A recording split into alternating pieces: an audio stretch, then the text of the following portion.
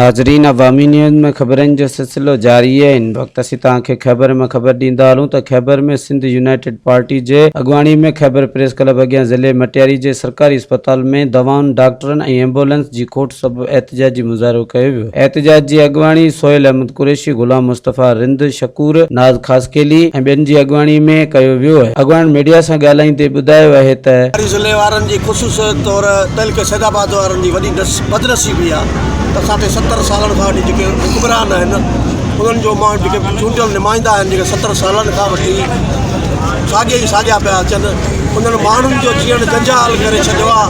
हर इदारो तबाह आहे। सैदाबाद तहलके अस्पताल जेका आहे उनजी एसएनी बि मंज़ूर थियल आहे, पर अस्पताल सॼी भड़भांग लॻी पई आहे। हॉस्पिटल में असांजो ॿ टे मीटिंग थी गुज़रियूं, पर सिर्फ़ु ऑक्सीजन ऐं दिलासन खां सवाइ कुझु बि न मिलियो। हिकु त ख़ैबर मेन स्टाफ आहे, वॾो शहर आहे ऐं नेशनल हाईवे वारो शहर आहे। हिते हादसा तमामु घणा था पेश अचनि। तिलक हॉस्पिटल जे न्यू सैदाबाद में डॉक्टर जी खोट, पैरामेडिकल स्टाफ जी खोट ऐं जेको आहे सो एसएनी तहत असां वटि जेको आहे सो डॉक्टर न आहिनि। उन खां सवाइ ट्रामा सेंटर जो बहाल न थी आहे, जंहिंजे ख़िलाफ़ पहिरीं असां फैसलाबाद खां पोइ हाला भिक्षा पहिरीं असां फैसलाबाद खां पोइ हाला भिक्षा ऐं हिकु आहे बर्फ़ जेका प्रोग्राम आहे।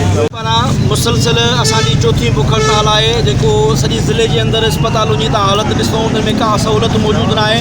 असां सैदाबाद खां शुरू कई आहे, सैदाबाद जी अस्पताल जी तव्हां हालत ॾिसो उन में जेको सो को कोताना खाधा एक्सीडेंट थो थिए। अगरि हुते वञूं था त को डॉक्टर कोन्हे, को मेडिसिन कोन्हे, का बि सहूलियत मौजूदु न आहे।